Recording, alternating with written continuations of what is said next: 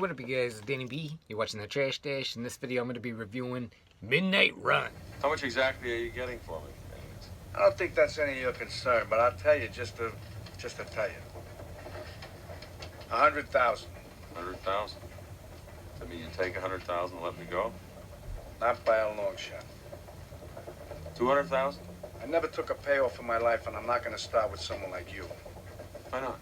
Because you're a fucking criminal, and you deserve to go where you're going, and I'm going to take you there. And if I hear any more shit out of you, I'm going to fucking bust your head, and I'm going to put you back in that fucking hole, and I'm going to stick your head in the fucking toilet bowl, and I'm going to make it stay there. And this movie, I think, is my favorite comedy movie.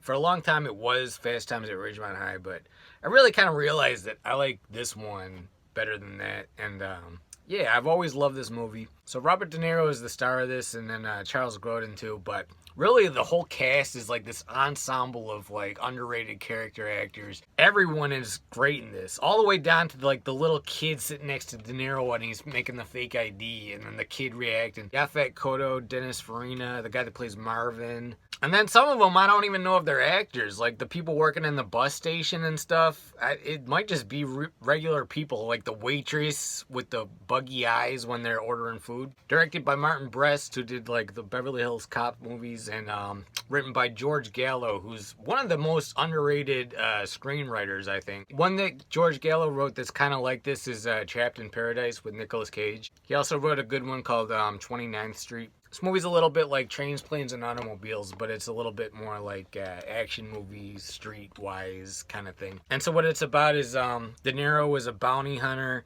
and he has to go after this accountant that stole money from the mob. And he has to get him back to the bail bondsman in 5 days. And the FBI is trying to catch this guy so that he could testify against the mob. And then the mob wants the guy dead. So everyone's trying to follow Jack because he actually has the guy, and Jack is De Niro. But yeah, they're all after this guy, and then the other bounty hunter is trying to catch the guy so that he can make his money instead of...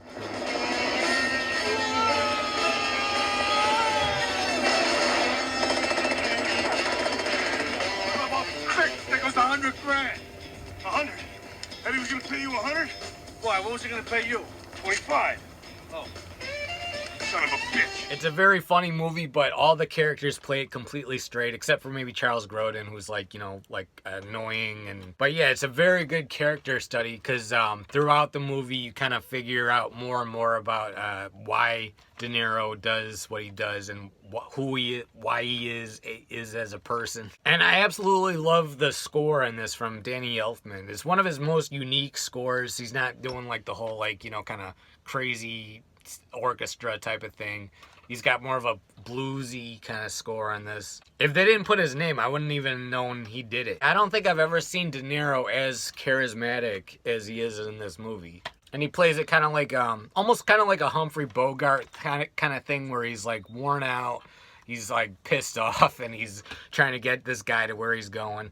And throughout all the comedy in this, there is a very sad scene where he has to go see his family. And it's an important scene, too, because really, up until that point, you don't feel that bad for this guy.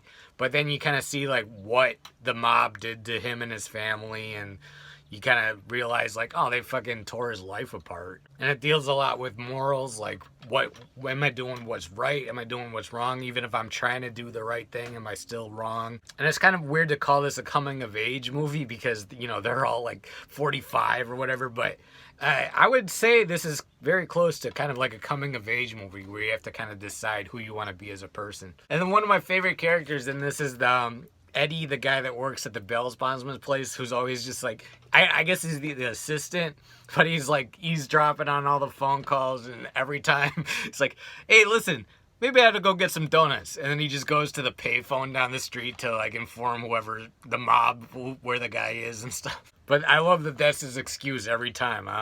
Hey, this calls for a celebration. I'm gonna go get some donuts. Hey, maybe I ought to go get some donuts.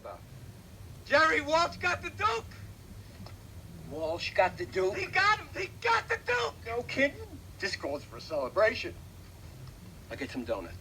And there are sequels to this movie. I bought all the sequels. I tried watching one of them.